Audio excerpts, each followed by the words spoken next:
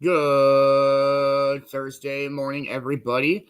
I hope everybody's having a wonderful start to their day. And cheers, everybody.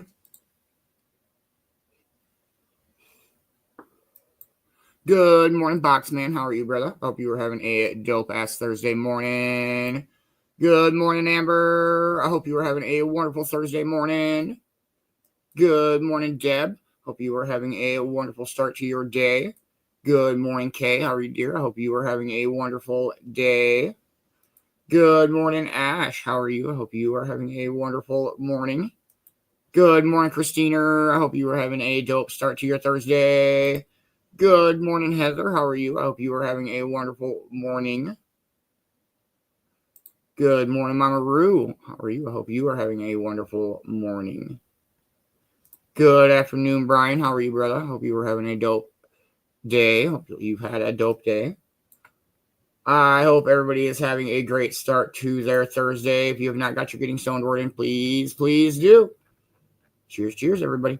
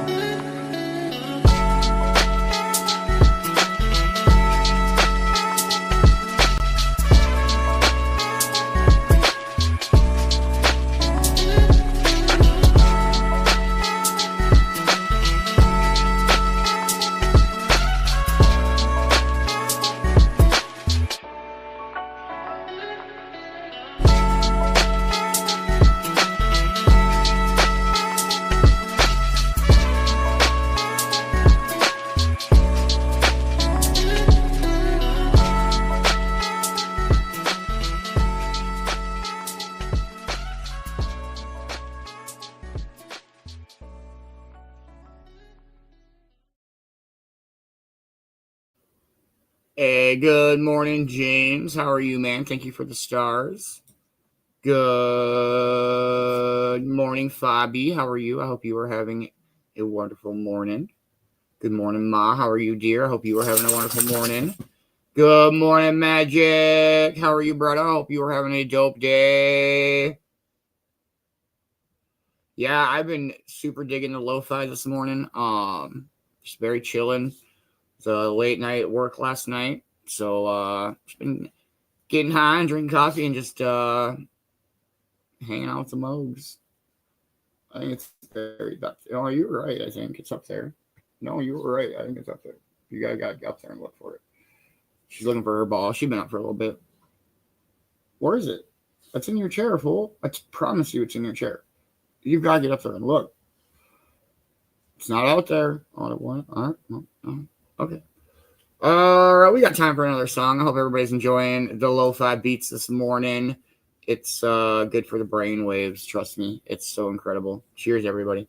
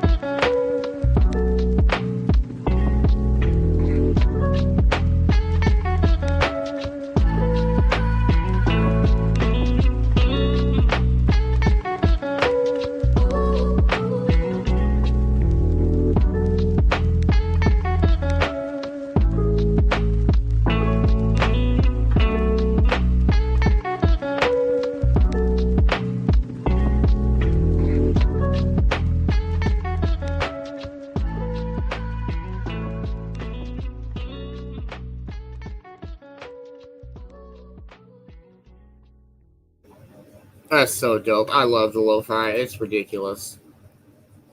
Good morning, CJ. How are you? I hope you are having a wonderful morning. How's everybody's morning going so far? We got some This Day in History here coming up after 4:20.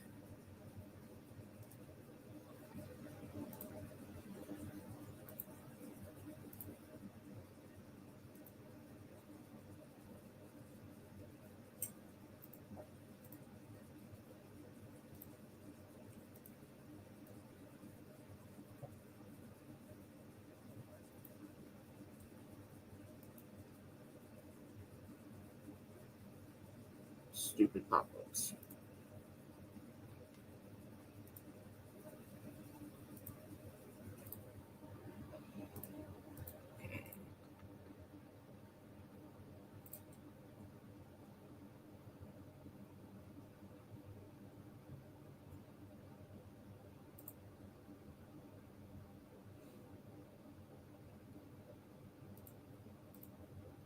All is Thursday in the Cove, which means we got to give a big shout out to the one and only K9's Kitchen. Much love, K. Got this empty phone, let's go and back it up. Serves your Beansy Bear just showed up. Kale's got this bad fam, K's got treats. If you got complaints, here's Wally T. Time flows like a river, steady and fast. Friendship's the anchor that holds us steadfast. Laughter and struggle, we take them in stride. Writing our stories side by side. In the round of time, where our paths collide, where friends are found and trust is tried. Through ups and downs, we rise and fall, but we got each other through it all. Got it through it all. Stoner roulette, time to shed those tears. Can't see my hands from the smoke around here. Much love, Kay. If anybody needs any amazing fur baby treats, please reach out. Morgan is a... Oh my goodness, you're going to fall off the bed. That was almost very bad. She fucking cracked her damn head open this morning. This crazy ass dog loves Kay's treats. She cannot get enough of them. And they are made with the main ingredient, love, and all natural ingredients. It's incredible. Please reach out to anybody from the Cove Crew. Please reach out to Kay Klingman from K9's Kitchen, which will be K9's Kitchens one day. She'll have multiple K9's Kitchens. You're crazy this morning. Oh, shit. 1 minute out, everybody.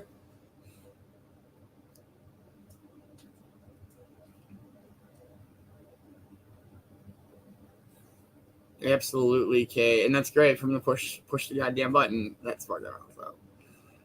All right, we'll smoke for 420, see what our morning's got in store for us. We got Dodgeball News Network this morning. Dodgeball is back. We'll have our sports team morning speaker.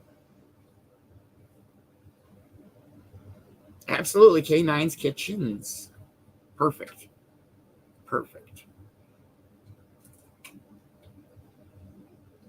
What's everybody smoking on this morning? I'm smoking on animal cookies flour and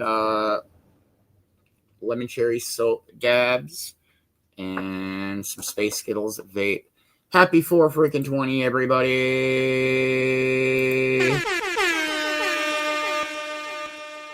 Cheers. Smoke weed every day.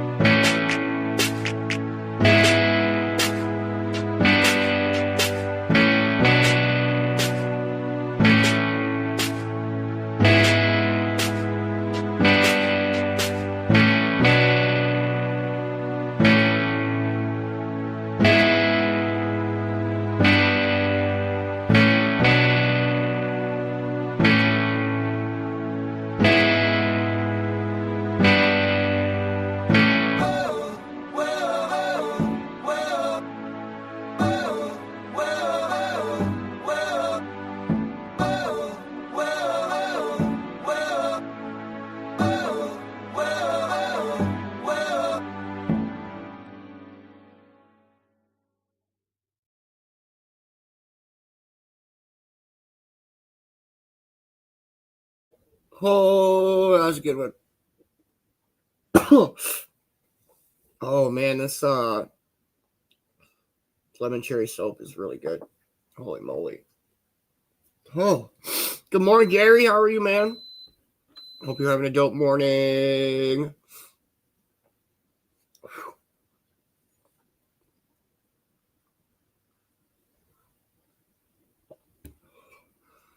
Whew.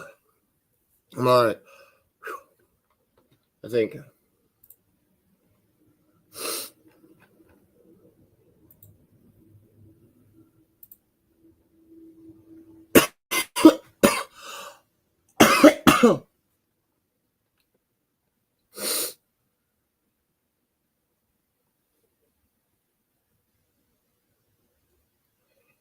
What we got for some good news network?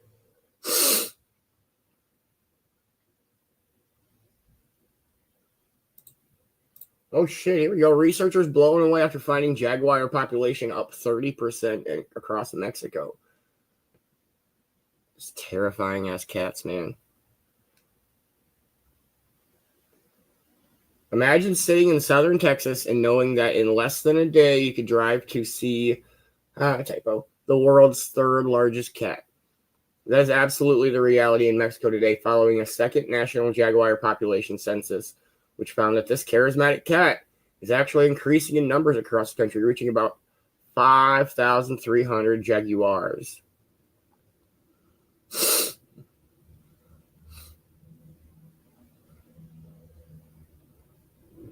So obviously 4,000 means the species is still in danger of extinction, but 4,000 is a lot better than 1,000, unquote. That's dope. These things are terrifying, man. They're like sneaky ass tigers.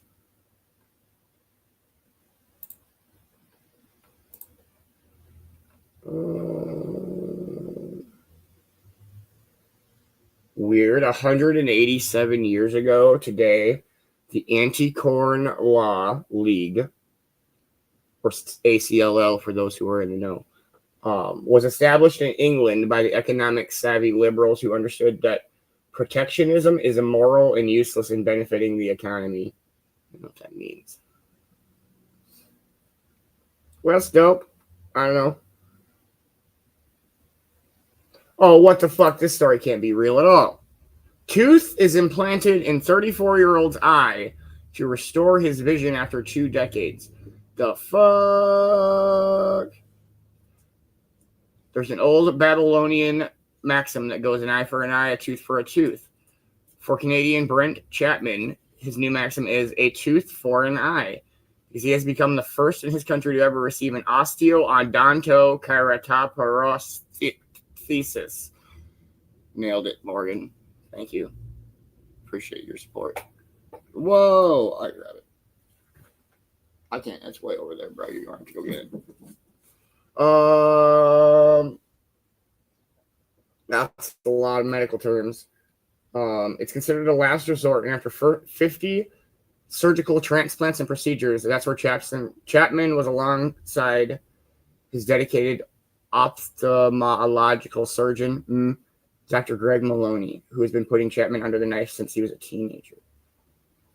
Now 34, Brent suffered a rare reaction to ibuprofen at age 13 that left severe burns on his cornea. What? That's a thing that can happen? I don't know how I feel about that. That's crazy. The cornea acts like a windscreen, keeping the breathing liquids out of the eyeball while allowing light to penetrate. The tooth and eye surgery is rare. Very rare. So rare that despite being pioneered in the 1960s, Chapman's procedures is the very first ever done in Canada. That's fucking wild.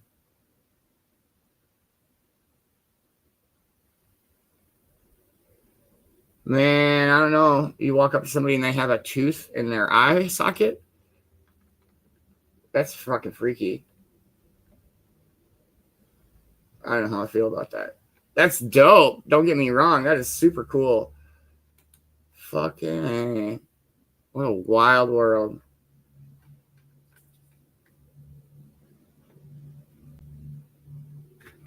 Morgan. Well, that's interesting. I don't know. That's crazy. Fucking tooth-eye.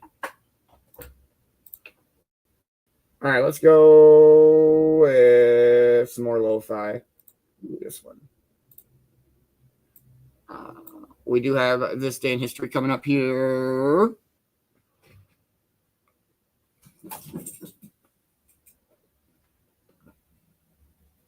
Load. Cheers, everybody.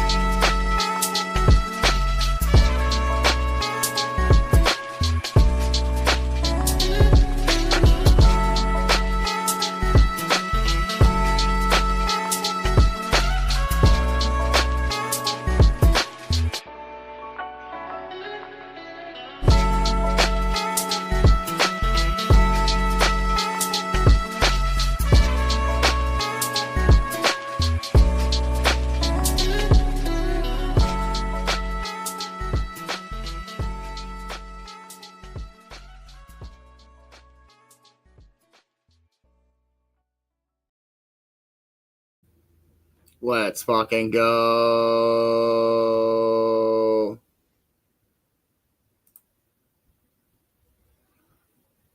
Has anybody got any big plans for today? I'm just going to kind of work around here. It's raining throughout the night. They're talking high of 76, chance of showers, thunderstorms. But there ain't nothing on the radar. Nothing on the radar.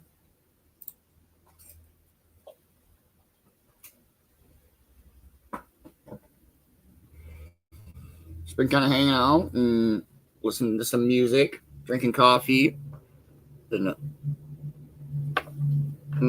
brainstorming segments and stuff like that. I don't know. I always like to think of like cool shit that we could be doing. It's fun. I don't know when or how or what, but it's just fun to think about. This dog is crazy this morning. Keeps throwing shit at me.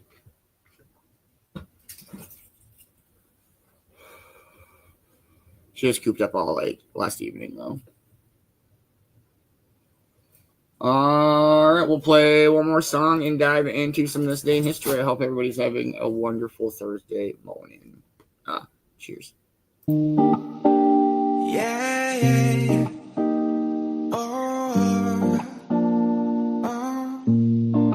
All I am is a man. I want the world in my hands. I hate the beach, but I stay in California with my toes in the sand. Use the sleeves on my sweater. Let's have an adventure. Head in the clothes, but my gravity center. Touch my neck, and I'll touch yours. You and those little high-waisted shorts. Ooh, she knows what I think about. What I think about. One love, two mouths. One love, one house. No shirt, no blouse. Just us, you find out. Nothing that I wouldn't wanna tell you about. 'Cause it's too cold for you here and now. So let me hold both your hands in the hold of my sweater. If I may just take your breath away, I don't mind if there's not much to say.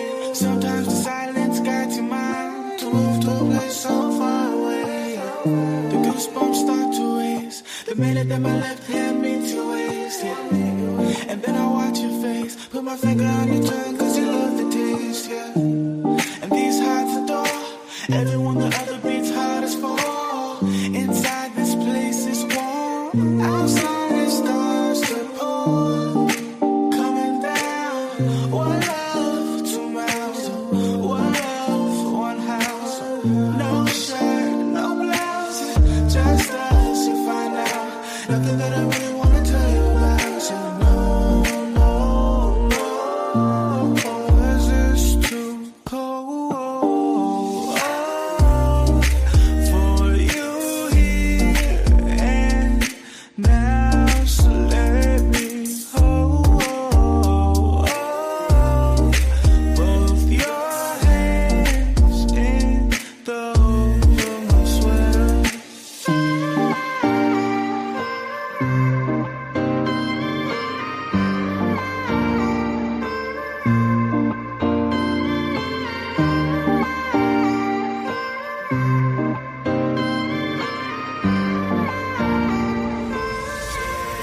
Cause it's too cold for you here and now. So let me hold both your hands in the hold of my sweater. It's too cold for you here and now. So let me hold both your hands in the hold of my sweater.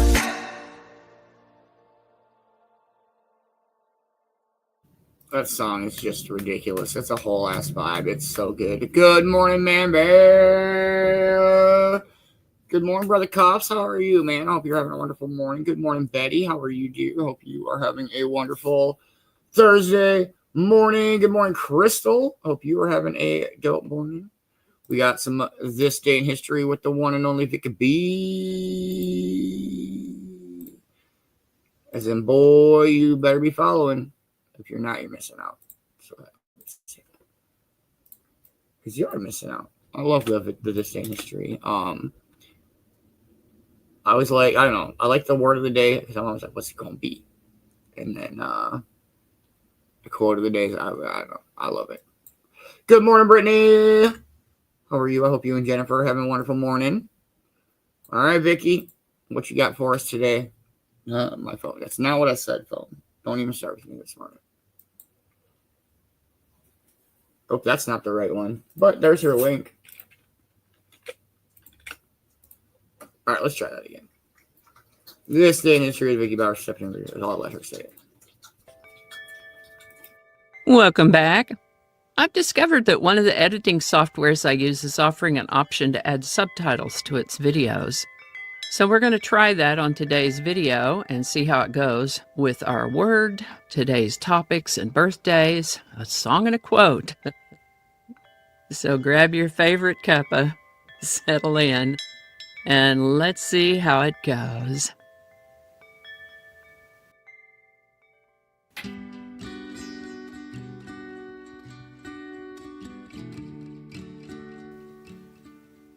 Hi there, and welcome to This Day in History for September 18th. September 18th is the 261st day of the year in the Gregorian calendar, 262nd in leap years, with 104 days remaining to the end of the year. Today's word is hexiety. Hexiety is a noun that means the quality that makes something or someone what they are. One could say that hexiety is what makes a dog or a rose, but beyond that, hexiety is what makes any given dog that particular dog, or any given rose that particular rose. Philosophers might debate the hexiety of people and discuss what it is that makes a person a person. In another example, one could say that although the twins looked alike, their hexieties were evident in subtle ways that they spoke and carried themselves. If you're talking about what makes a chair, or a cat, or what makes a star, you're discussing hexiety, the essence that makes a thing, the kind of thing that is different from any other thing. This word hexiety comes to us from Latin, a word that means thisness. Love that, thisness. Earliest documented use, 1635, hexiety. And with that, the 12th Bach tune in the Mesoamerican long count calendar began on September 18th, 1618. A Bach tune, in case you're curious, takes about 144,000 days, which is about 394.26 what are called tropical years, which is simply the time it takes for a planet in the solar system, such as the Earth, to return to the same place in its position around the sun. A little astronomical side trip in our discussion today about Mayan Bach tunes. The classical period of Mayan civilization occurred during the 8th and 9th Bach tunes of the current calendrical cycle, which will have been during the years 250 to 900. This is the birthday of English lexicographer, poet, playwright, and literary critic Samuel Johnson, born September 18th, 1709. Now, what in the world is a lexicographer? Well, let's break that down a bit, like a bonus word today. When you see the word partography, it means the writing of or writing about. Ographer would refer to someone who writes. Lexi has to do with language. So a lexicographer is one who writes about language, and is the word given to define one who writes dictionaries. And sure enough, Samuel Johnson wrote a dictionary of the English language, which was published in 1755. He passed in 1784 at the age of 75, Samuel Johnson. This is the birthday of Swedish-American actress Greta Garbo, born September 18th, 1905. She started making movies back in the silent movie days and successfully transitioned to talkies when sound came to movies. By age 35, she'd acted in 28 movies, and then she retired. Oh, baby, when she retired, she really meant it too. She was a bit of a loner anyway, perhaps an introvert, which may seem odd given her choice of career, but in her personal life, she avoided publicity and crowds. Interestingly, her efforts to avoid publicity seemed to generate yet more curiosity about her.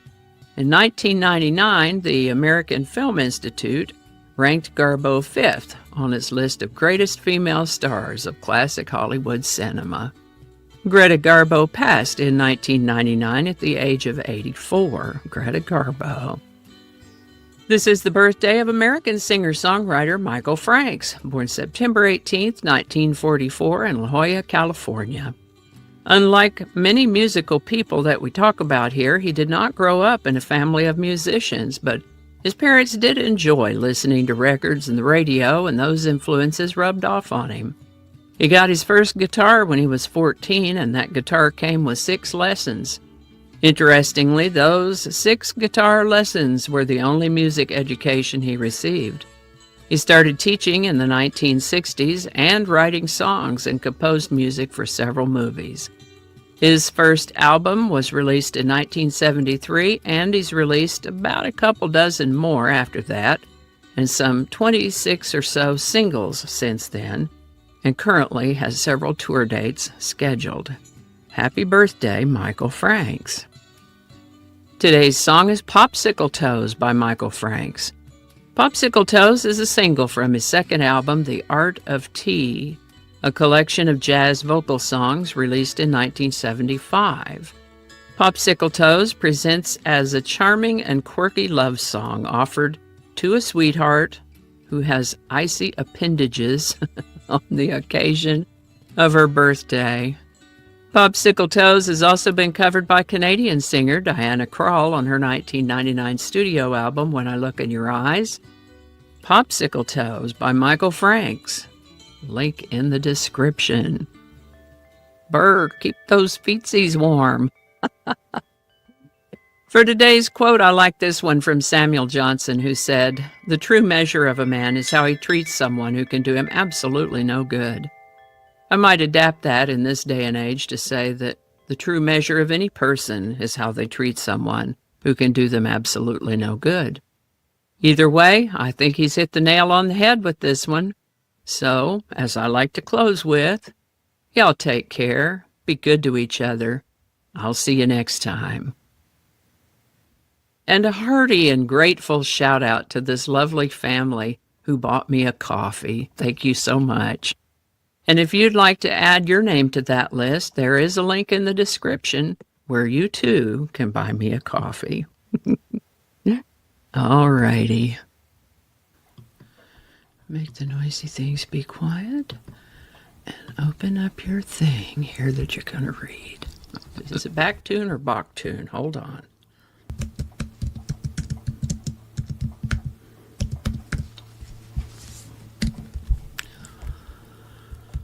Bach tune. Bach tune. All right. Bach tune. Yes. And I think that's going to do it for us today. Thank you so much for watching. Consider subscribing if you haven't already. Feel free to share this video with a link in your email, messaging, or social media. If you enjoy this series, you can check out the playlists in the description. You can find me on BitChute, Facebook, Odyssey, Rumble, YouTube, and X, as well as on a blog page called No Really. No Really. No, really. Consider following my Day in History page on Facebook if you're on Facebook. I also have a Patreon account now, or you can buy me a coffee. All those links are in the description. Alrighty, that's all I can think of right now. Thanks again, and I'll see you next time. Much love, Vicki B. Thank you so much for the This Day in History. Oh, no, that didn't work. Thank you so much for the This Day in History every day. We super duper appreciate it. I love the This Day in History, and she's such a dope spirit. Please check out her Patreon, check out her blog page. If anybody has any questions on where to find any of her links, reach out, and we will get you the info that you need. All right. I don't know if I know this song of the day. Oh, that's not even the right one. Maybe. Oh, I got the right artist, but I wrote the wrong name. I'm like, that's not the song of the day. There we go. Let's try it this way. Cheers, cheers, everybody. Oh, this is dope already.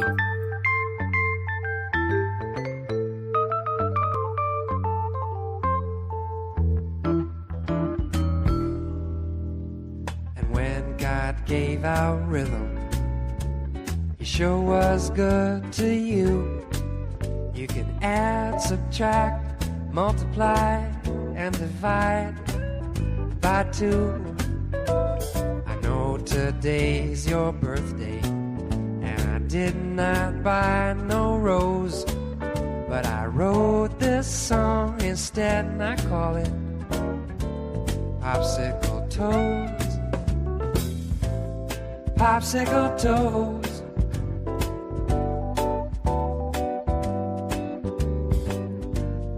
Popsicle toes are always froze. Popsicle toes. You're so brave to expose all those popsicle toes.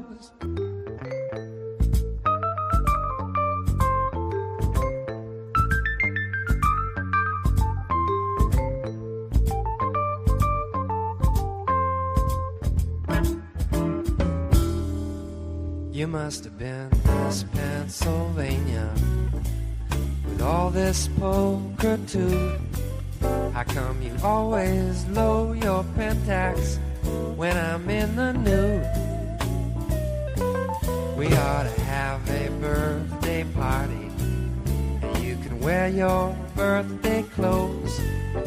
We can hit the floor and go explore those popsicle toes.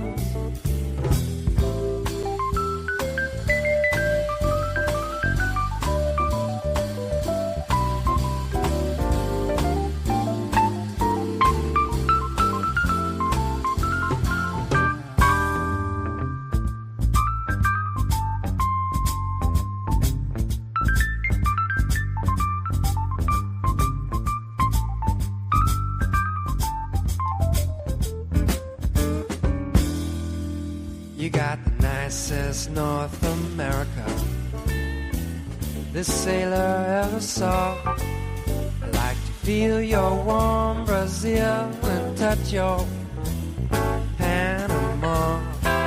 But your Tierra del Fuegos I nearly always froze. We gotta seesaw till we unthaw those popsicle toes. Popsicle toes.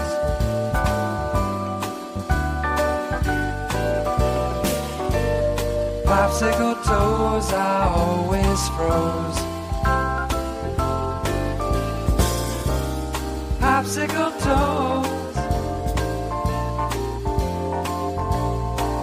You're so brave to expose all those popsicle toes.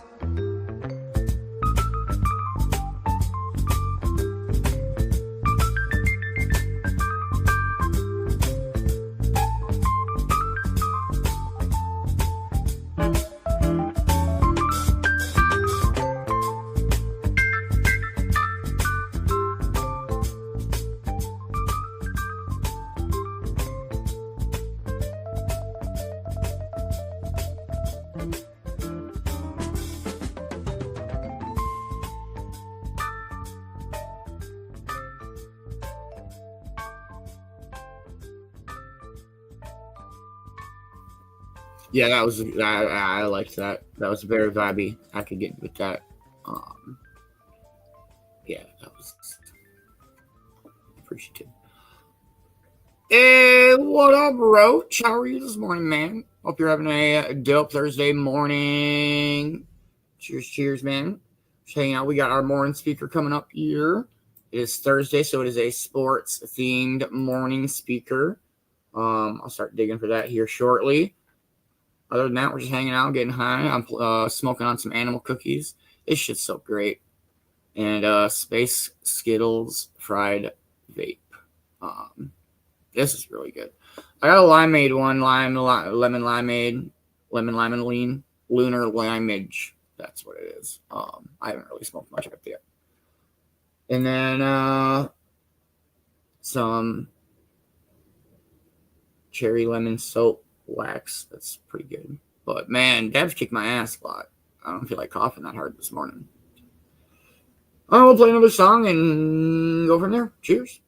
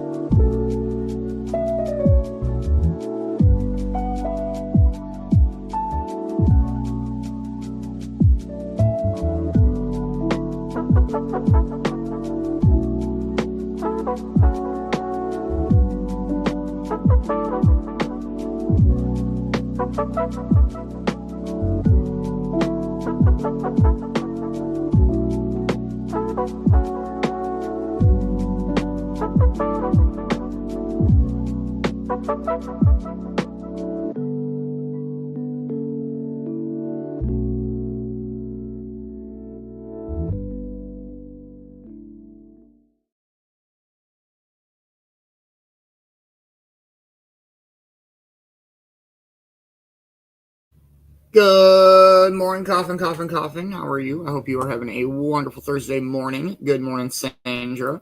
How are you? I hope you are having a wonderful morning. It's a whole ass vibe this morning. It's so good. I'm loving the lo-fi this morning. What else do we got? I forgot I was fucking getting high and I forgot to look for a morning speaker. So, my bad. That's my bad. I'll take fault for that one.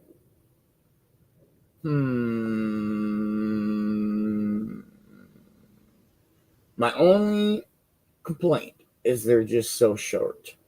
All right, we'll go with this one.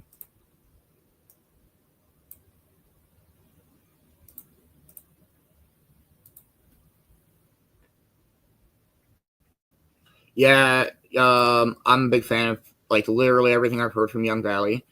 He's got a ridiculous amount of talent. Cheers, everybody.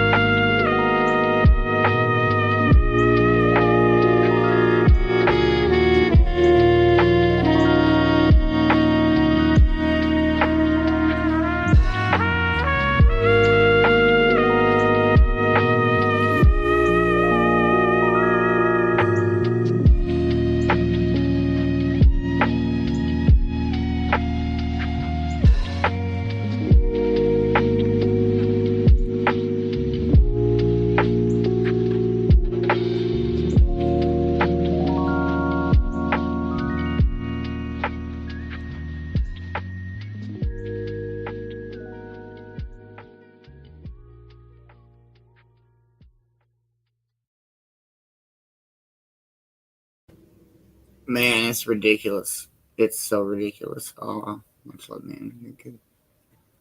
You're good. You're good. All right, I'm officially actually looking for the morning speaker, so I'm gonna play some more music. Cheers, cheers.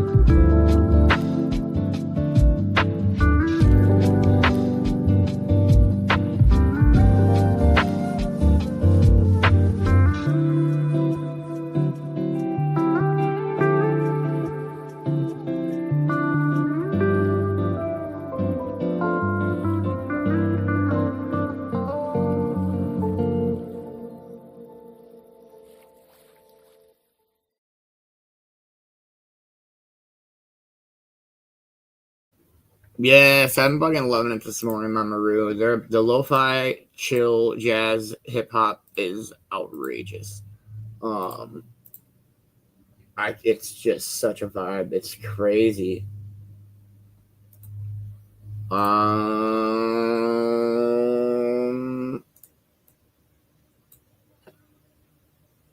think I got an idea of where we're going with our morning speaker, but I hope everybody's enjoying the music. I am having a dope ass Thursday morning. We got Dodgeball News Network coming up after our morning speaker, so don't go anywhere unless you got like shit to do. Don't be late. Don't be late. Cheers.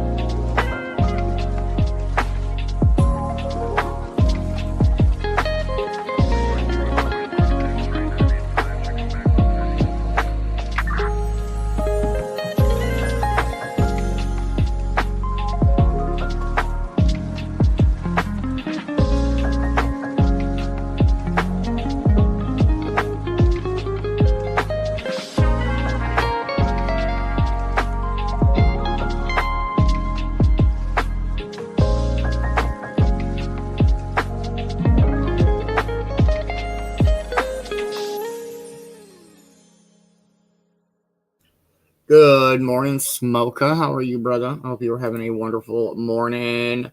All right, I do actually have a fucking morning speaker picked out. I'll play one more song, and we'll dive on in. I hope everybody's having a wonderful Thursday morning. We got Dodgeball News Network. We got Dodgeball this afternoon. Turf Wars tonight. Let's fucking go. Cheers, everybody.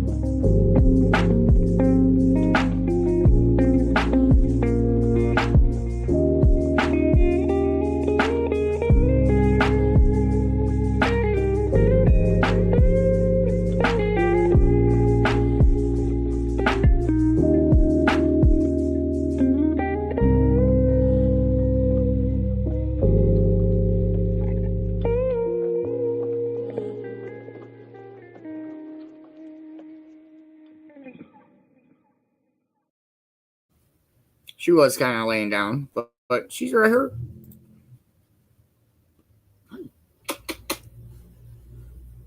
That is dope, Crystal. She's having a pretty good morning. She's in a really good mood this morning. Huh. That's a good morning so far. You got fuzzy on your nose. There we go. Morning, May. Hey, what up, Blue? How are you? Hope you're having a wonderful morning, man. We are just about to dive into our morning speaker this morning. I got a good one lined up for us. Yeah, right. Good luck, Crystal. She ain't giving us up for shit. Hey, it's a fairy. Let's fucking go. All right, this morning's morning speaker, we're going to go with... Oh, that's not correct. Bye.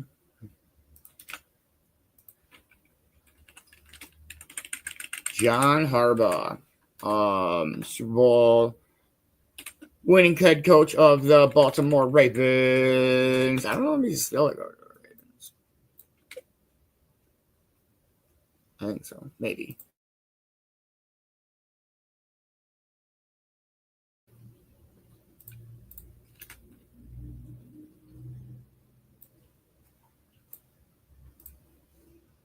We'll listen to our morning speaker. We've got Dodgeball News Network coming up. If you are not on a dodgeball team and you would like to be, please let me know. Dodgeball registration does close during game time. Here we go.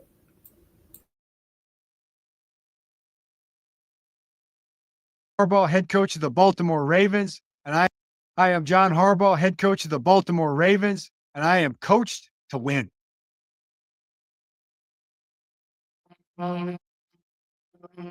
Go get me some knowledge. I want to start with this. I was doing my research like I always do, and I came across an old video of your dad doing a talk at Western Kentucky.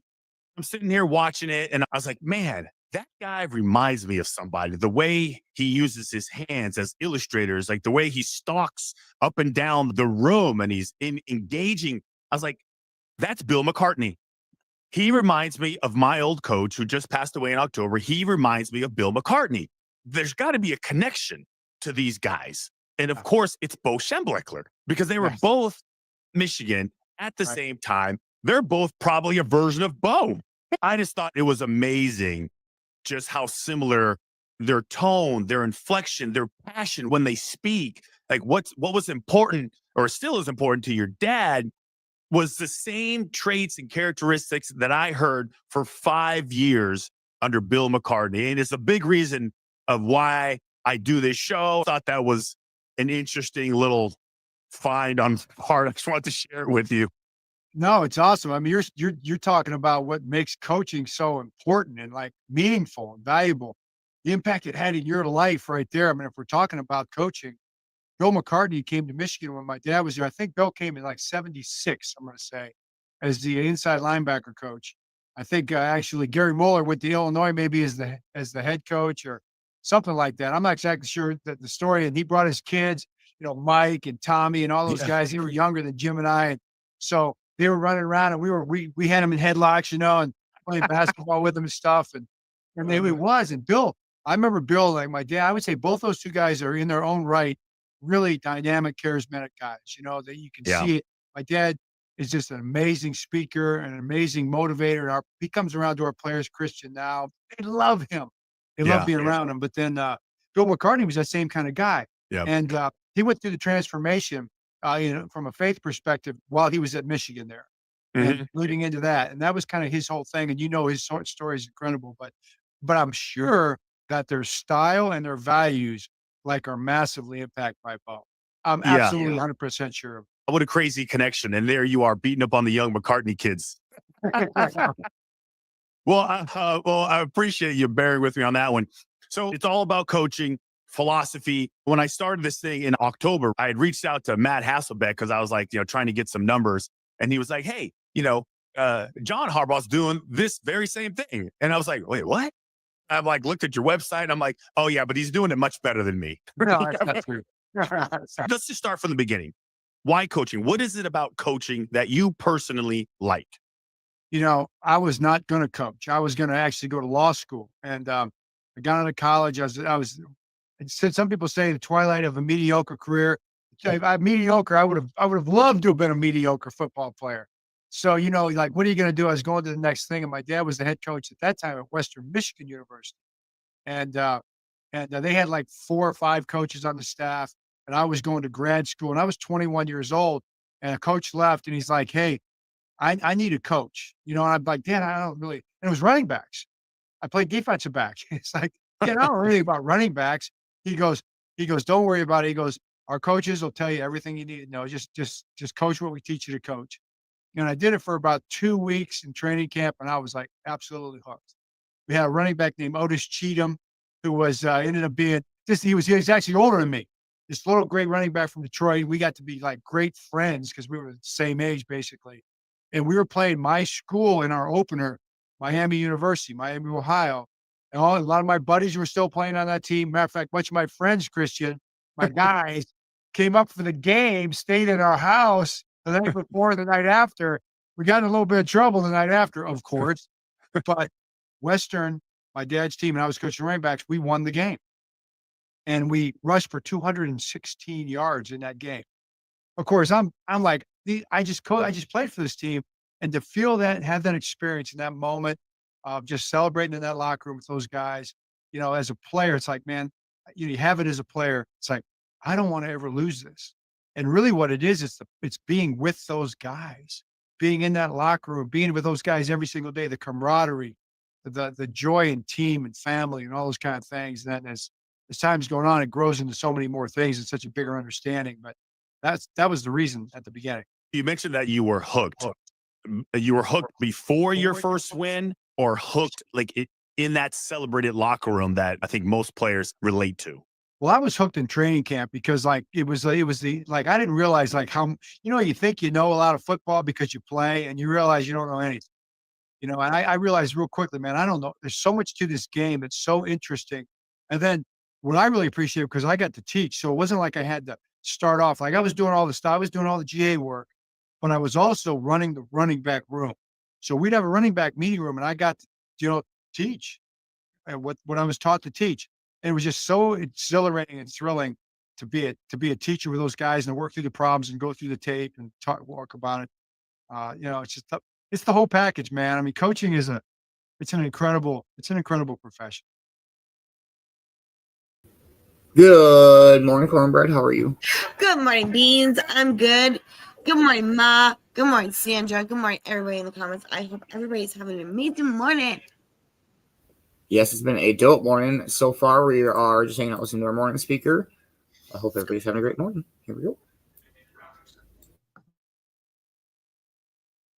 The one thing that stands out from every coach that I've talked to is the teaching aspect, because that's basically all it is. You're just teaching, and some teachers are better than other. You start there. Your coaching journey, John, is littered with random stops here, different position coach there, long tenure at Cincinnati. You've almost coached every single position, special team coach, running backs, tight ends. Was there ever a time where you were just like, I'm never going to get to where I want to get to? Or were you just happy with whatever position you got? No, that's a great question. Like that. I mean, I could bore everybody with that all day, but I was that guy. You talk about the non-traditional path. I was that path. I'm a pretty strong Christian. I like to believe, and I have a lot of faith. And I think I'm kind of the classic example. If you can throw the 5-year plan out the window, you just don't know where God's going to take you or for what reasons. And life, I've heard this recently, life is best understood in reverse. So as you go back and you look back and you say, oh, now I can see why this was the path or that was the reason or whatever. Most of the guys, I knew I wanted to be a head coach. And I thought my reason when I was, 23, 24, 25 years old, that if I'm not a head coach by the time I'm 45, I'm out. Now guys, they're mad if they're not head coaches when they're 32, 34, the Sean McVay effect, Yeah. But it was kind of like, if I'm not by 45, I'm going to have to, because no coaches weren't making any money. I'm just not going to be able to do that, And as I was starting up, I was like, I wasn't a guy that had I wasn't the O-line expert. I wasn't the quarterback expert. Mike Godfrey told me one year, I was coaching for him at the University of Pittsburgh. And he said, you got to be an offensive skill coach. You got to become a quarterback coach. He goes, you can be a head coach, but this is the path. And so he put me in the tight end room, and I learned from Sid Gilman for a year because he was a senior assistant on the staff. People out there don't know Sid Gilman, the father of the modern day passing attack. So God, right? So it isn't Eric Coryell. That's not who it is. It's Sid Gilman before Eric Coryell. Sid Gilman, Coach Don Coryell, the modern passing attack. Okay. Right? Well, there's some history for us. I didn't know that. Yeah, Sid Gilman. Look up Sid Gilman. I mean, okay. So it's just crazy. So he was in his early 80s at the time, and he worked with me every day. But the point I'm making is like that year, got a call to go to Morehead State with Bill Baldridge, and he said, "Hey, you be the secondary coach, the strength coach, and the recruiting coordinator. How's that sound?" And I'm like, I'm all in. It was Pitt, but I was coaching the tight ends really at Pitt when I was a GA, and I just wanted to coach and do as much as I could and have responsibility.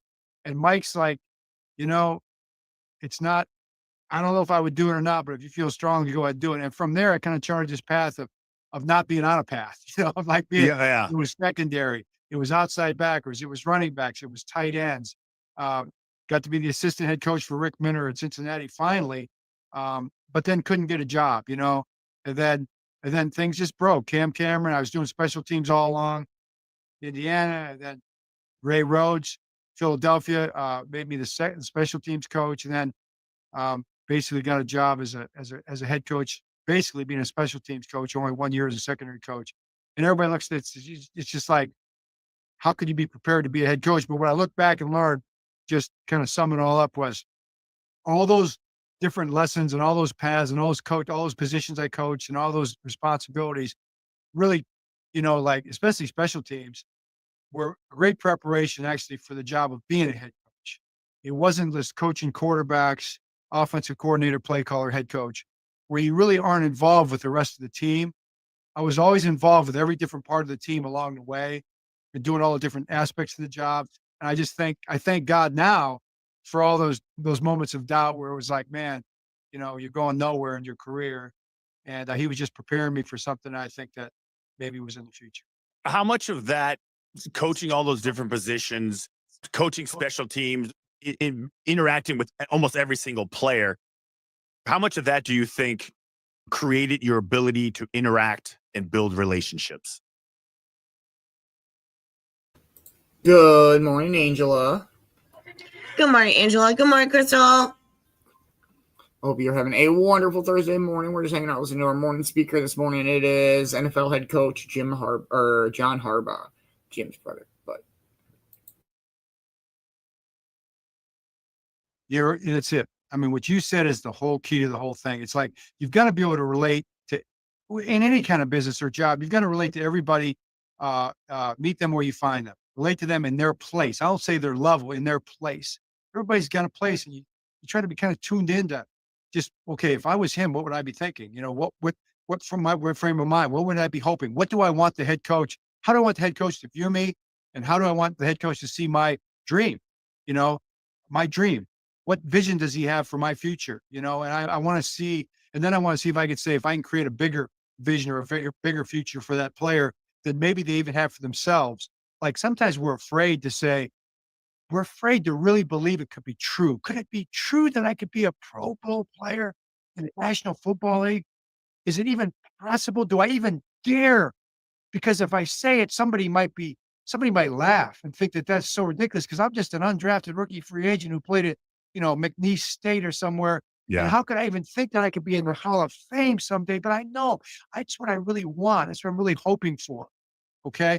And so I think speaking into that kind of like that potential truth is what, like, to me, I try to do. It's like the greatest joy in coaching. So that relationship is built around football. Okay, now let's start. And then you say that, you say, let's start talking about that. Like, what's it going to take to get there? Are you Yeah. going to do that? What it's going to take to get there? And to me, that's the funnest part of the job. I would just add to that what your perceived limitations are when you walk into an organization, what somebody has labeled you as, and your ability to. I do think there's this fear of failure that some young athletes avoid addressing what I can become because maybe there's some shame that comes with it. Maybe there's somebody who's watching. Hey, you were talking about how you want to do that and you fell flat on your face. How's it feel now? Right. So if you're trying to encourage people to overcome their own perceived limitations, what are some tricks or phrases that you use to get them out of their own way? Well, one of the things I tell the guys all the time is like, you need to express your vision, your dream, your plan. And when you express it, if somebody's not laughing at you, your dream's not big enough. I mean, Love it. that's how people are. That's how the world is. Yeah. My goal is for people to laugh at me. My goal is for people to say, you could never. I mean, to be a head coach in the National Football League, there was a time, believe me, when I wouldn't even have said it. And people would have laughed if I had said it. Although I know in my heart, I believed I could do it. I want to encourage guys. To meet that head on what you're talking about, like the whole pigeonhole thing. They want to put you in a box and define you. They want to define you. Who can define us but ourselves? You're your own owner. That Steve Bisciotti owns the team. Lamar Jackson is the owner of Lamar Jackson. His career, his persona, his actions, his thoughts, everything. So and there's no other Lamar Jackson in the world besides Lamar. We can all see that now, right? Well, there was a time when a lot of people laughed at Lamar's dream to be 41 touchdown passes to 4 interceptions. I promise you, there are so many people that would have laughed 10 years ago at that prospect. And you know what? But Lamar wasn't laughing. His mom wasn't laughing all those years ago. And I think that's true for everybody. We had a bunch of girls in here, Christian, yesterday, the Lift conference. And they're the young leaders, high school athletes who are just designated from their high school as being leaders on their teams and in their school. And they come in and they're just like my daughter was, 7, 8 years ago. And I just see them and I just want to like, oh my gosh, you got your whole future in front of you. And it just, the idea is that there's nobody like you. There's nobody that can do what you do the way you do it. There's nobody for Allison, my daughter, there's nobody that can play the way you play. So yeah, you can play better, you can play harder, you can learn, you can improve, but don't let any coach or any player or any fan or anybody else tell you that the way you play is not the way you play. The way God taught you, the way God gifted you to play. You see the field, you move the ball, you've worked hard to build into that skill set. You embrace the way you play that way. Nobody can hold you back. You're the only you there's ever going to be. You talk about your daughter Allison, who's a very talented, accomplished lacrosse player. I'm curious to know about Coach John Harbaugh, from the legendary coaching tree in the family, about how Coach Harbaugh is as a dad of an athlete, of a D1 athlete. What was that like in a couple different aspects? One, watching other coaches coach your daughter and maybe questioning their habits and their direction, or more importantly, their message. And how was it just as you, a dad, just watching them succeed and fail and struggle and then trying to work them out of that? All those things. I mean, you're definitely a dad. I mean, I'm certainly have watched coaches and I'm impressed. I've stolen a couple motivational things from coaches or phrases. I've also watched coaches run a practice and just put my head in my hand and just like, oh my gosh, somebody, explain to this coach how to organize practice, please. We're just wasting everybody's time. So you run the gamut from a coach perspective, but from a parent perspective, experiencing Allison's journey as a student athlete, as a parent, changed me as a coach, Christian. It changed me because I was able to take on the understanding. I was way more empathetic toward the player and toward the player's life. Like I would ask Allison, like after practice, what the coach say? You know, what's it looking like this week? How'd you do? You know, did you? And I'm just waiting. Like, how's her attitude? Like, okay, is it going to be good or is it going to be bad? Is she going to tell me she turned it over 3 times, or she got to tell me she got 3 goals? You know, and I'm just on the edge of my seat. Like I'd be after our practice, I'd be waiting, and she'd be like, "Dad, I know you want to know how practice went, you know, or what the coach said." And I started thinking, like, you know, if I'm on, I know that my player is calling their mom and dad if they're young, or they're talking to their wife or their girlfriend or their kids. And you know the question they're getting, how practice go? Oh, you talked to Coach Harves? What did he say? You know? And so I became way more intentional about pouring into uh, that, that conversation, those relationships that he had kind of off the field, and how his relationship with his coach was, and how his coach saw him. And did he feel validated? And did he feel like his coach was in his corner and wanted him to be successful? And does your coach value you? Does your coach want you to be good? You know? Yeah. And so like what I just thought, okay, every conversation that I have with really anybody in the building is, from a professional standpoint, probably the most important conversation that they're going to have in that day. And they're going to be talking to their family about it later. For me, it's another one of 25 conversations I'm going to have. But I need to if you're a leader, man, you need to work really hard in all those conversations and just understand how impactful they are, because really you're impacting your team, but you're impacting that person in a massive kind of a way that's going to make a difference for your team, but it's going to make a difference for that person. So I just wanted to create a good moment for the player every time I have. And I learned that because of those conversations with Alice. How challenging was it for Coach Harbaugh and dad, those point of views, like not to cross cancel each other out or to maybe blur the lines? Like, was it challenging for you just to be a dad, or did you want it to go into motivation mode, or are they the same? I think they're the same. I mean, to me, you are who you are. You know, it's a great question.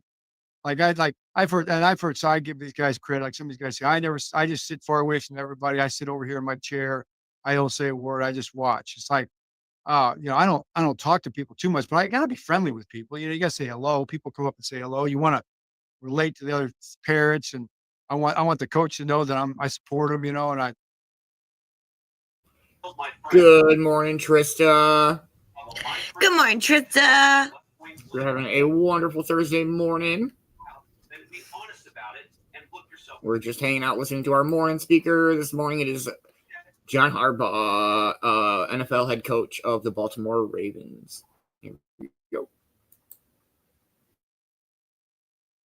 you know, all that kind of stuff. But But I'm looking at it from like my daughter's perspective. Like I'm a parent. Like, when I watch that game, I care about how she's doing.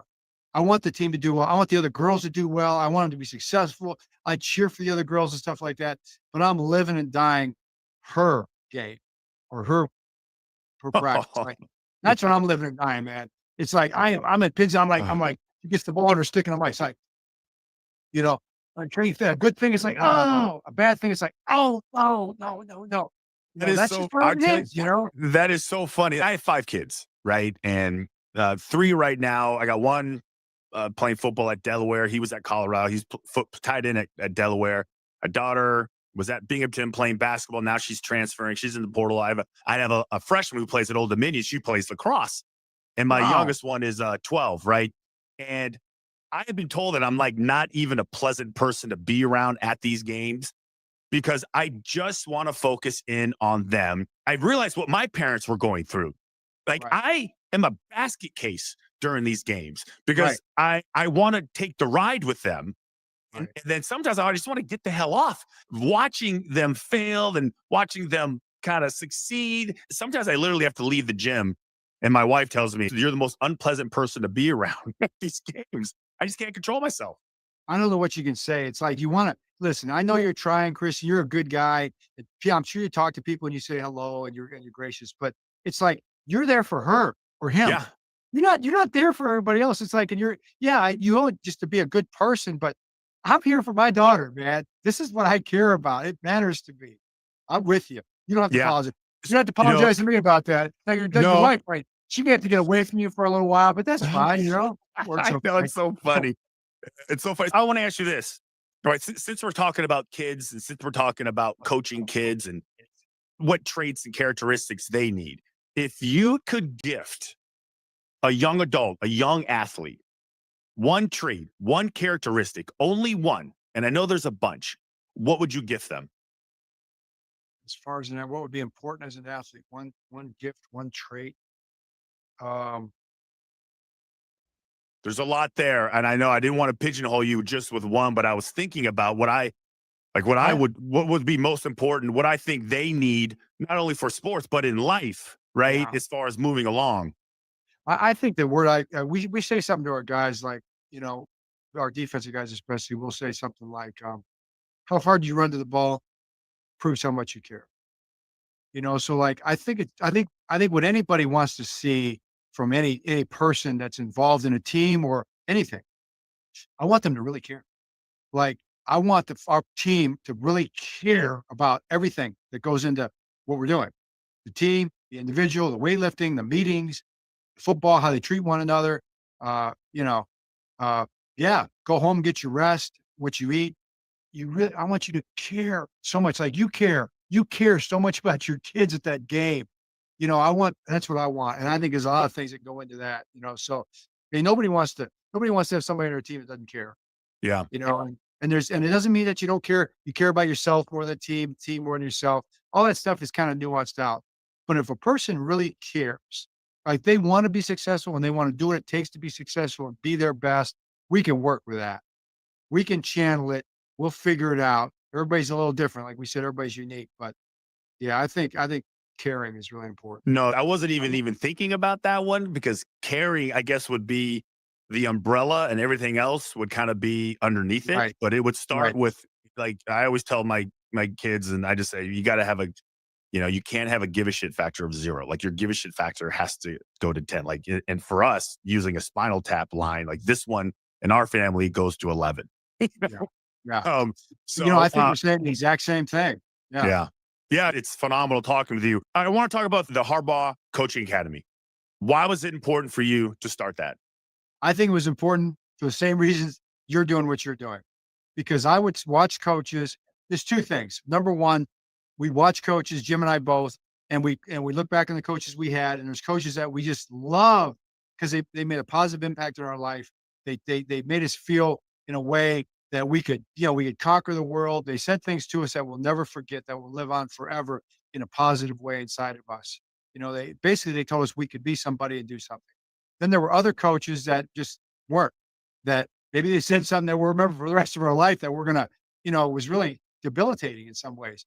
coaches have such a massive impact on young people. It's Billy Graham said a coach will have a bigger impact on more people in a year than any other person will in a lifetime. I really think that's true.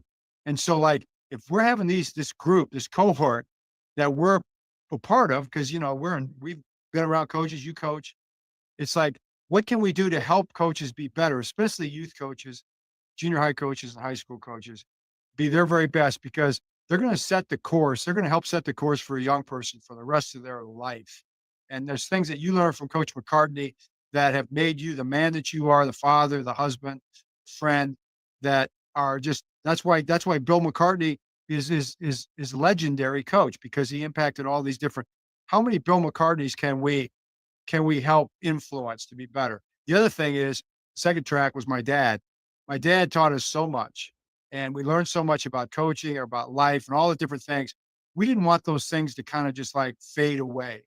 We wanted to build a place where these values, principles, stories, all the fun stuff could live, maybe live forever and have a ripple effect in coaching and in people's lives. Like when you watch the website, what you're doing, same thing. There's stuff. It's coaching, but it's life, man. All this stuff is a metaphor for just how we view ourselves and how we view other people. And I think it's really, really cool to try to make an impact. You guys have done a fantastic job. I got to find a way to get on that leadership board at some point in time because you have a lot of people on there that say a lot of just great things. I think everybody, coaches and parents and kids, should take some time to look at it. So that's the Harbaugh Coaching Academy. All you have to do is plug it in and you'll see it online. Tons of great interviews, tons, so much great stuff. You guys are doing a great job with that. Well, with your permission, I'd like to put this on there, and then I want to reverse switch roles here, and I want to interview you on the same topics for sure. Oh, absolutely. Can't wait. Two more things that I think are important. I don't know if you even know this. I'm sure you don't. So my son when he was in high school, he was diagnosed with, became a type 1 diabetic. Good morning, Mindy. How are you? I hope you are having a wonderful morning. Good morning, Mindy. We were just hanging out, listening to our morning speaker. We got Dodgeball News Network coming up after. I hope everybody's having a wonderful morning. Here we go. And Mark Andrews, your tight end, very accomplished tight end, is a type 1 diabetic also since he was a kid. I was a fan of Mark, and when my son was diagnosed, the first person I wanted to reach out to was Mark. So I got in touch with him. He was great talking to my son, Caleb, just really explaining everything because he was really down and scared. And so I've always been a fan of him. And then this past season during the playoffs against the Bills, he had probably one of the most uncharacteristic games, 2 massive plays of consequence that I would never say that would apply to him. He had the catch and the fumble, then he had the 2-point conversion drop, which I would say is a really odd, awkward position he was in at a weird angle. But whatever, that's a catch that he makes 99 times out of 100. And he got a lot of flack for not talking to the media, and I'm sure he was down on himself. How did you handle that situation with Mark? Great question. Immediately, I just hugged him, in the locker room after the game. I hugged him and I told him that we aren't here without you. And that's not going to ever change. And that's it. And he said, thanks. And we've talked a couple of times on the phone and we've texted a number of times. And he knows, I think because he knows where I stand with him. And I think sometimes in life, like you said, flack from the media at this level and all that kind of stuff, like you owe the media, you owe this or that or the other thing. It's like, football's like life, you owe yourself first, and you owe your mental health first, and you owe your spiritual well-being first. And because it means so much, because Mark cares so much, the best thing for him was to, just step back and not say anything. Sometimes it is the best thing not to say anything. What can you say other than, how do you express disappointment? I watched that tape. I mean, Mark had a great game. Yeah. I mean, he made numerous plays Yeah. throughout the course of that game that got us in position and brought us back and got us in position to even have a chance to win the game. Even after the fumble, he was a big part of that drive to get to have the opportunity to have a 2-point conversion. Like, he was a big part of that. That's football, man. That is football. And you know what? You're gonna look back. Life is best understood in reverse. You're gonna look back and understand what did this mean? In the moment, it's so hard to understand what it means. What are you supposed to get up there and say, well, this is the meaning of what happened? No, this is what happened. It's like in life. I mean, something really tough happens. I make a mistake. I go the wrong way. I do something wrong. It's like, what is the meaning of this? Or some tragedy happens, or some great thing happens. It's like, I don't really know. I'm just trying to figure it out as I go, and that's okay. And I just wish we would cut each other a little more slack sometimes in our society. I just don't know why we all think. Andy Reid has a note card on the back of his desk. It says he's had it since the day, and before I'm sure, but the day he came to Philly, pinned it up on his bulletin board, and I saw it there. And it said, don't judge. Don't judge. And that's a Christian value straight from, our Lord and Savior. Wow. We forget that. We forget that all the time. And that's just. No, it's easy. Well, I mean, listen, we can get into how the media judges, and it's just part of their criteria to have a job is to overjudge and overanalyze and be overly critical and point the finger, and somebody has to be blamed for this. And whose fault is it? The blame pie goes to who? It's like an award you get. And it goes for the opposite wells too. That's funny. The last thing. Okay, so I told you I had 5 kids, but I have 4 girls. And what I think is really cool is the coaching diversity, which is now women in the NFL. And last year there was about 15, I think, women that had full-time jobs in the NFL. And you have 3. I think you still have 3 on your staff. Why is it important to you to create so many opportunities for women in the NFL? Well, it starts with the fact that like I have a daughter. I have 1. You have 5, I have 1. You have 4 daughters, I have 1 daughter. And I just don't know how I could love a person any more than I love her. And so I relate through her and her dreams, but times are different, man. And that's not to say there aren't challenges, but there's challenges for anybody coming into an environment like football or whatever it might be. I kind of look at it like this, Christian. There's a talent pool. We're in a highly competitive business here. So you mean tell me there's all this group out here that I'm getting resumes from, and I'm seeing that they're coaching and they want to get into this, and they're smart in different areas. You've got analytics people, you got teachers. There's offensive high school coordinators who are young females who are scoring points left and right. You mean I'm not going to consider this resume because their name is a female name, or I just got past that. Probably because of Allison, and it's like, we're going to hire the best people, the smartest people that can do the job the best way because we want to win. Honestly, I think it's the right thing. And having the women coaches around has been awesome. All the things that people might worry about, aren't even a factor. The players are great. Players treat everybody with respect. I don't care what your gender is. You get treated with respect by the players. You just got to know what you're talking about, right?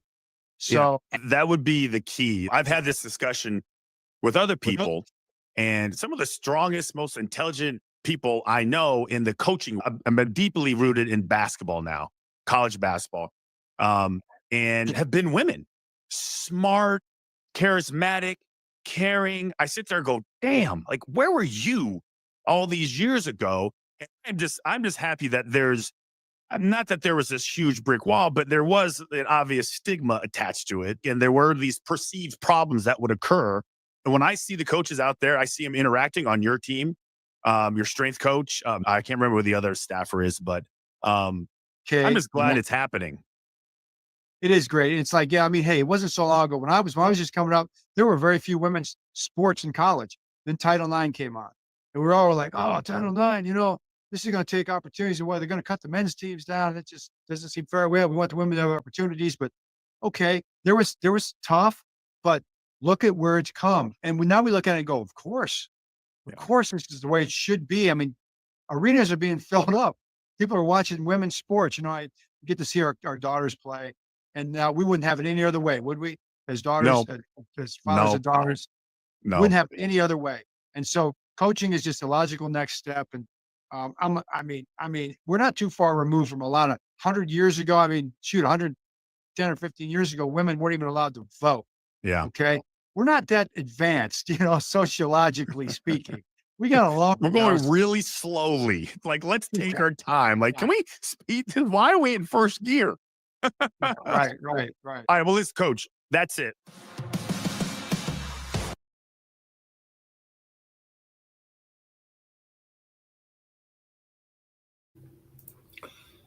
That was great. I like John Harbaugh. He is a funny,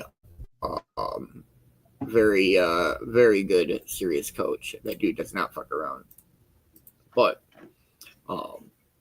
can't argue with results. Candy cornbread. Can't. I don't know. We are chilling in the Amazon rainforest. Let's go, Jaguars.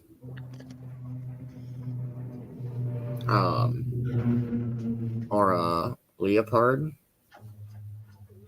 Let's go, leopards. Let's go.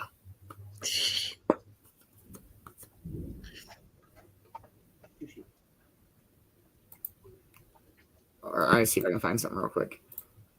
It is a dodgeball day, so sports themed day. Let me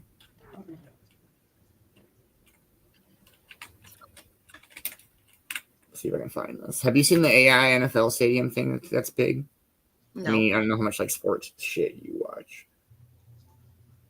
No, I didn't see that.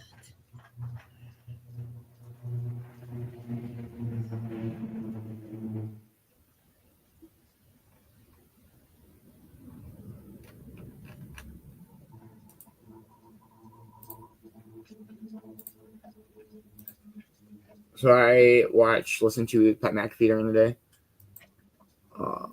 And they were talking about this yesterday. Yeah. Oh. This shit's crazy.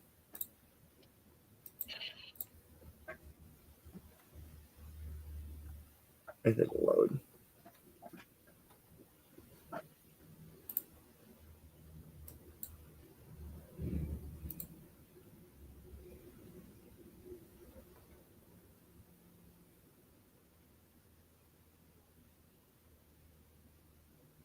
Load. Jeez Louise. We're at like 70%. Dang. All right, here it goes. Nice, Mom.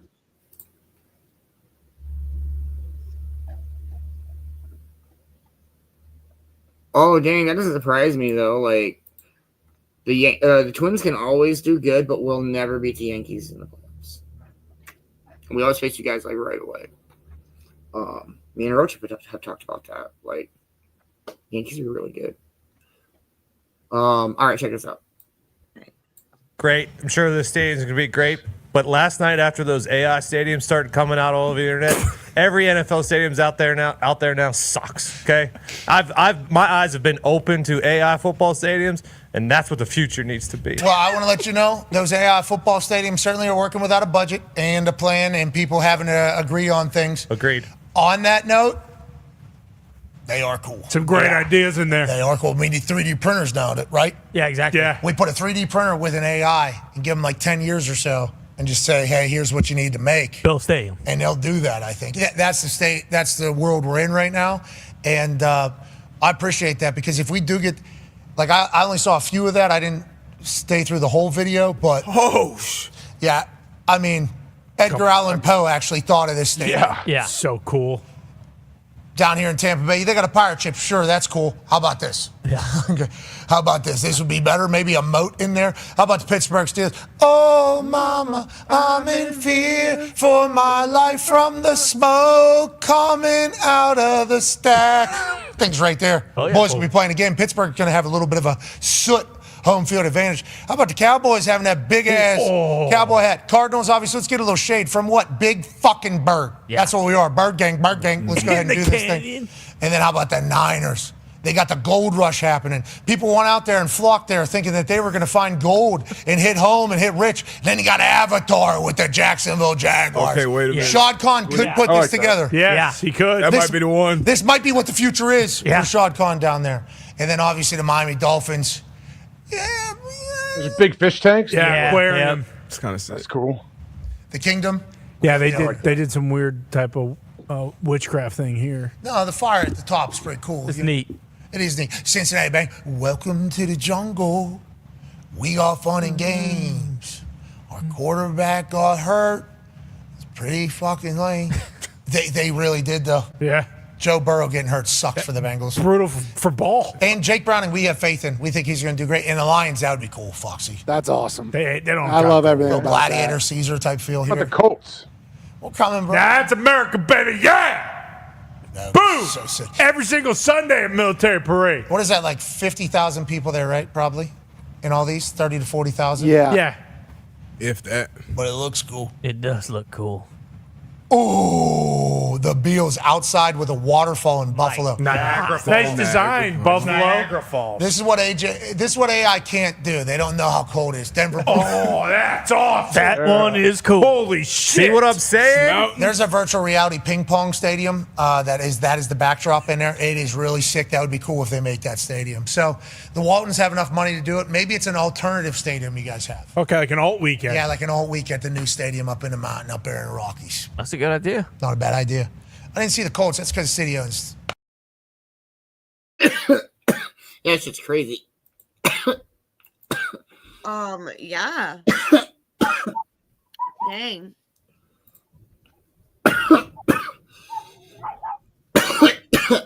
Don't see me, Pat McAfee. I just thought it was interesting.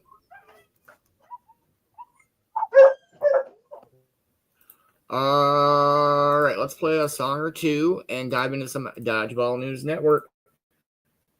Ooh, Cornbread, pick two numbers 1 through 256. 74. And 90.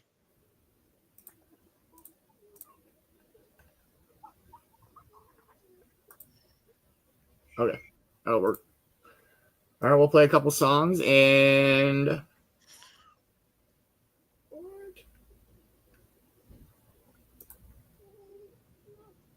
Oh, okay. No, I can't do 74. It's an hour and 20 minutes long. Oh my goodness. Okay. 60.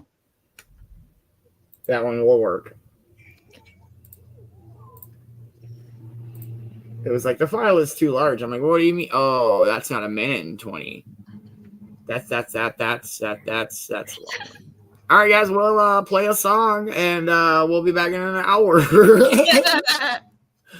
All right, here we go. We'll play a couple songs, dive into some dodgeball. We'll let Dan get set up. Cheers, everybody.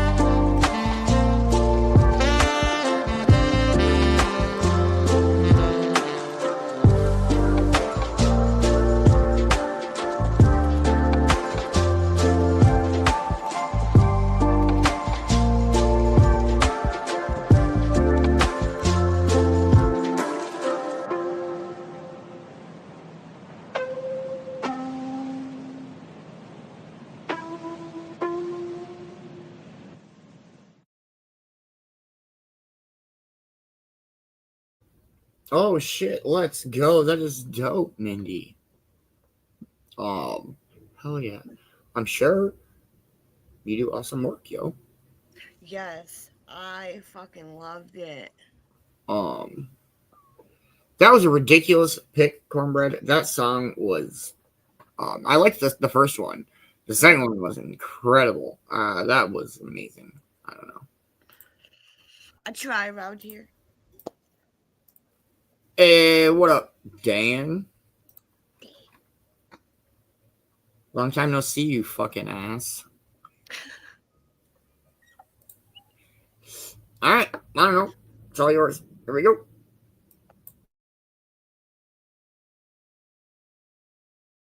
Good morning, Dodgeball fans, and welcome back to Dodgeball News Network. It's Thursday, week 5, and we're coming to you live from Aurora Arena, the home of the Maple Leaf Rush. The weekend tournament may be behind us, but the grind of the regular season doesn't slow down. If anything, it only gets sharper from here. Today we got another full slate of league action, though 2 heavyweights will be watching from the sidelines. The Terpene Titans and the Kodiak Kings both get the bye this week. That opens the door for the rest of the league to seize momentum, rack up points, and shake up a standings table that's already tighter than ever. Every throw, every set, every game matters. This is where the road to the postseason gets paved, and today could be the day a dark horse makes their move. Week 5 regular games are on deck. Let's get into it. But before we turn the page fully to today's regular season games, let's rewind just a few days to this past weekend here at Aurora Arena. The Week 5 tournament brought 8 squads into the fight, and from the very first whistle, it was clear every team came hungry for hardware. From chaos in the opener to heavyweight clashes in the middle rounds, and a finish that had the crowd on their feet, it was a weekend that delivered drama at every turn. Let's break down how the bracket played out. The Week 5 tournament at Aurora Arena was one for the books, and from the opening whistle, it was clear no team would be given an inch. With the Titans and Kings on by, the rest of the league had the spotlight, and every squad came ready to fight for the crown. Quarterfinals. Match 1, Dabwheel Doomers versus Hash Hitters. The tournament opened with fireworks, 2 false starts setting the tone for a chaotic clash. The Hitters struck first, weathering a Doomers rally to edge a tense one-on-one finish in set 1. The Doomers answered back in set 2, their relentless pressure forcing another last player standoff that finally went their way. With the match tied, it all came down to set 3, and Ash's squad never looked back. The Hitters pushed the pace, kept the Doomers on the ropes, and closed it out convincingly. Hash Hitters advanced 2-1. Match 2, Chronic Crusaders versus THC Troopers. This was a heavyweight battle. Set 1 was back and forth until a one-on-one finish saw the Crusaders claw their way to an early lead. But from there, the Troopers shifted gears. Set 2 was a grind, but Smoke's squad held firm and evened things up. By set 3, the Troopers were locked in, nearly pitching a shutout in a clinical display of precision and control. THC takes it 2-1, sending the Crusaders home. Match 3, Ganja Guardians versus Yellow Submariners. Cornbread's Guardians rediscovered their bite in this matchup. Set 1 was tight from the start, but the Guardians dug deep and edged it in another one-on-one finish. They carried that momentum into set 2, tightening their defense and striking late to sweep the Submariners in straight sets. Guardians move on 2-0. Match 4, Blaze Battalion versus Maple Leaf Rush. The nightcap of the quarters was all grit. Set 1 was a slugfest, both teams trading blows until Beans' battalion found the dagger in yet another one-on-one showdown. In set 2, Blaze ratcheted up the tempo, pulling ahead mid-game and never looking back. A 2-0 sweep sends Battalion forward and leaves Maple Leaf still chasing their first medal. Semifinals. Match 1, Hash Hitters versus THC Troopers. This was a statement from the Troopers. Set 1 went back and forth with just a single foul, but THC surged late to take the opener. Set 2 was even tighter. The Hitters landing counter after counter to force another one-on-one finish, but once again, it was the Troopers who held steady. With 2 straight set wins, the Troopers punched their ticket to the finals. Match 2, Ganja Guardians versus Blaze Battalion. The Guardians looked reborn in the semis. Set 1 saw Blaze come out hot, but Cornbread Squad held their ground and stole at the wire in a one-on-one thriller.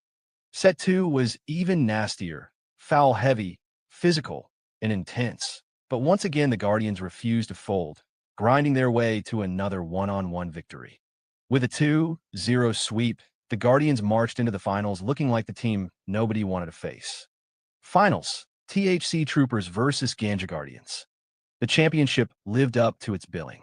Set 1 was foul-heavy and brutal, ending in yet another one-on-one where the Guardians struck first blood.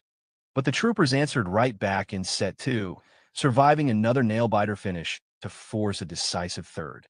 That's when Smoke's crew put the hammer down. Set 3 was clean, fast, and commanding, with THC controlling every exchange and never letting the Guardians find their rhythm. The result, THC Troopers win the Week 5 tournament, sealing the crown with a 2-1 victory in the finals. From the chaos of the opener to the grit of the semis and a championship showdown that went the distance, Week 5 had it all. The Guardians rediscovered their spark, the hitters fought with fire, and Blaze showed flashes of dominance. But in the end, it was Smoke's Troopers standing tallest at Aurora Arena, hoisting the Week 5 crown. And with the Troopers crowned champions of Week 5, the ripple effect is clear across the league table. Medals shift, points climb, and the chase for playoff position tightens with every passing game. Here's how the standings stack up after 5 weeks of play. First place, THC Troopers. 3-0, 1 gold, 3 bronze, 14 points. Smoke's Troopers sit alone at the summit after their Week 5 crown. Undefeated in the regular season and now, with gold to match their trio of bronzes, they've become the model of balance, precision, discipline, and clutch execution. The target is officially on their back, but if they keep playing this clean, they may be untouchable. Second place, Kodiak Kings. 3-1, 2 silver, 1 bronze, 13 points. Man Bears Kings slide to second, but remain a looming giant. A 3-1 record plus 3 medals keep them firmly in the championship conversation. They may have missed the weekend, but nobody doubts their ability to roar back. The question now, how will they respond to the Troopers' leap? Third place, Yellow Submariners. 2-1, 1 silver, 2 bronze, 9 points. Amber Submariners continue to float near the top, now tied for third. Their clutch finishes and growing medal count prove they're no fluke, and at 2-1, they've built a solid regular season base. If they can grab gold soon, they'll be serious contenders to challenge the throne. Third place, Hash Hitters. 1-2, 1 gold, 2 bronze, 9 points. Ash's hitters are right there alongside Yellow, using their medals to balance out a rocky record. A gold and 2 bronzes keep them competitive, and their aggressive, all-or-nothing style makes them dangerous in any bracket. Consistency will decide if they climb or fall. Fifth place, Blaze Battalion. 1-2, 1 gold, 1 bronze, 8 points. Beans' battalion sits in the middle of the pack, but their gold and bronze mean they're still breathing down the leaders' necks. At 1-2, the record lags, but few teams want to see Blaze when they're locked in. If they can match their tournament form in regular play, expect a surge. Fifth place, Ganja Guardians. 0-3, 1 gold, 1 silver, 8 points. Cornbread's Guardians prove this weekend they're no one-hit wonder, battling all the way to the finals and adding a silver medal to their gold from Week 1. At 0-3, the record is still empty, but their medal total keeps them alive in the chase. If they can turn tournament runs into regular season wins, they'll be dangerous. Seventh place, Chronic Crusaders. 3-0, 1 bronze, 7 points.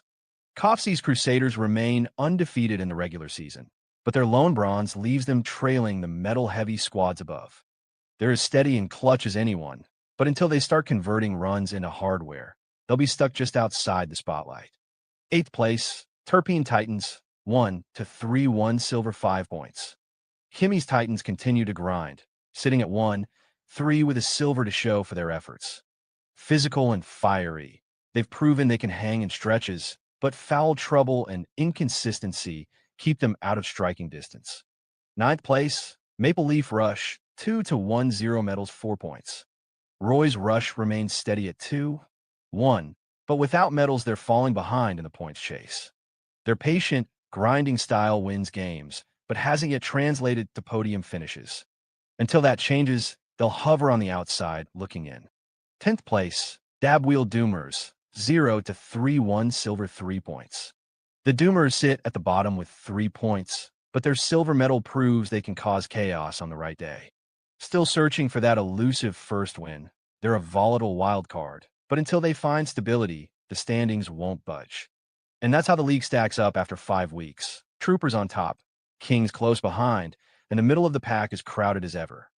But points on paper only tell part of the story, because this afternoon the battles continue right here at Aurora Arena. We'll step aside for a quick break, but don't go anywhere. When we return, we'll reveal the full slate of regular season matchups on deck for Week 5. Let's fucking go. Good morning, Scott. How are you, man? I hope you're having a wonderful morning. Good morning, Scott. All right, we'll play a song and find out who's playing who this afternoon.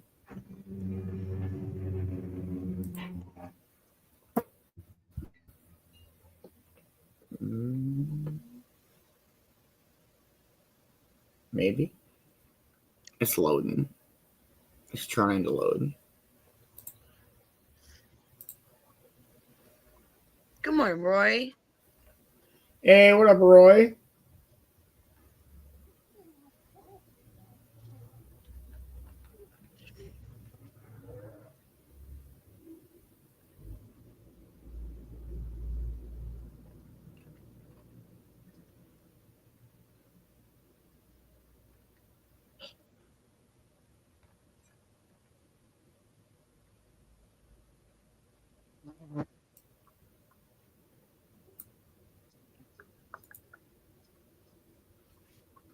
We're just hanging out, listening to some tunes. We got some Dodgeball News Network going on.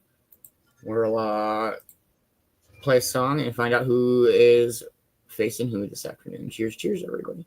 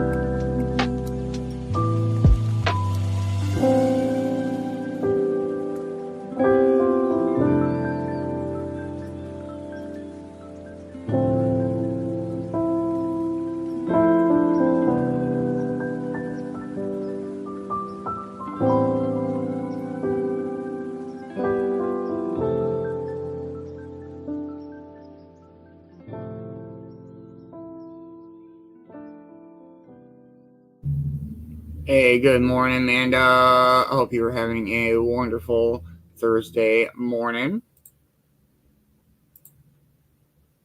All right, who is playing who this afternoon? Here we go. Welcome back to Dodgeball News Network. We've gone through the standings, and now it's time to look ahead to this afternoon's action here at Aurora Arena. For matchups are locked in, and every single one has the potential to shake the table. Match 1, Maple Leaf Rush versus Dabwheel Doomers. We open the day with two teams desperate to make statement. Roy's Maple Leaf Rush have built a steady 2-1 record, but without medals, they're still looking for that signature moment to prove they belong among the league's elite. Their key is patience, sticking to their grinding, defensive style, and forcing opponents into long exchanges where they wear them down. Across the court, the Dabwheel Doomers remain winless, but their chaotic, foul-heavy energy makes them unpredictable. Their key is control, harnessing their raw aggression without letting it spiral into mistakes. If the Rush can stay steady, they'll hold the edge, but if the Doomers find a way to channel their chaos, this opener could turn wild in a hurry. Match 2, THC Troopers versus Ganja Guardians. The second matchup is all about momentum versus redemption. Smoke's Troopers sit undefeated, fresh off a Week 5 tournament crown, and their precision-based style has carried them through both the grind of the regular season and the chaos of elimination play. Their key is discipline, keeping games clean and crisp where their sharp execution shines. On the other side, Cornbread's Guardians are still searching for their first regular season win, though a silver medal last weekend proved they still have teeth.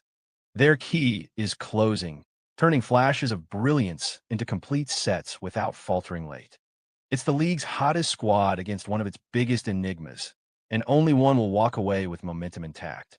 Match 3, Chronic Crusaders versus Blaze Battalion. This is a heavyweight clash with serious stakes. Cove-TV's Crusaders are still perfect in regular season play, their calling card being long, grinded-out sets where their composure in one-on-ones makes all the difference. Their key is to keep Blaze uncomfortable, stretching rallies, forcing fouls, and leaning into their grinding style. Across the net, Beans' Blaze Battalion are heating up with a gold medal and a tournament surge reminding everyone how dangerous they can be when they're in rhythm. Their key is tempo, playing fast, pushing the pace, and refusing to let the Crusaders drag them into the mud. It's a test of wills, Crusaders' grind versus Blaze's firepower, and the winner may stake a claim as a true title contender. Match 4, Yellow Submariners versus Hash Hitters. The nightcap features two medal-tested squads who both know how to rise under pressure. Amber's Yellow Submariners have built a strong 2-1 record and a growing medal count by staying poised in clutch moments, often finding a way to finish one-on-ones when it matters most. Their key is composure, staying calm under fire, and trusting their late-game execution. On the other side, Ash's Hash Hitters thrive on aggression, with a gold and 2 bronzes proving they can deliver in tournament chaos. Their key is momentum. When the hitters get rolling, they're nearly impossible to slow down. This finale has all the makings of a nail-biter, and by night's end, we'll know which squad can keep climbing the standings in Week 5. 4 games, 8 teams, all of them battling to climb the ladder and keep their championship hopes alive in Season 6. Every throw, every dodge, every set today could tilt the standings and reshape the chase for the crown. The regular season rolls on this afternoon here at Aurora Arena, and the intensity is only getting hotter. Don't miss a moment, because by tonight, the path to glory may look very different than it does this morning. True that. Let's go, Blazers. Much love, Dan. Hope you're having a dope morning, man.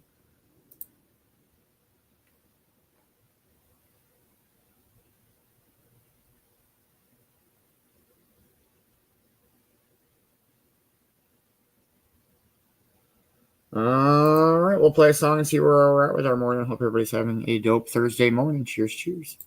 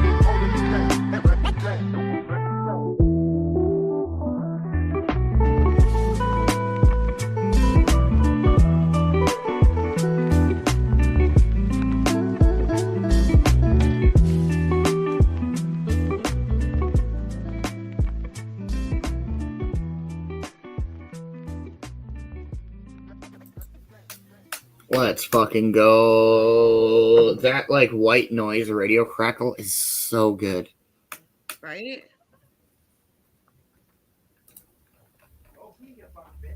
Let's fucking go.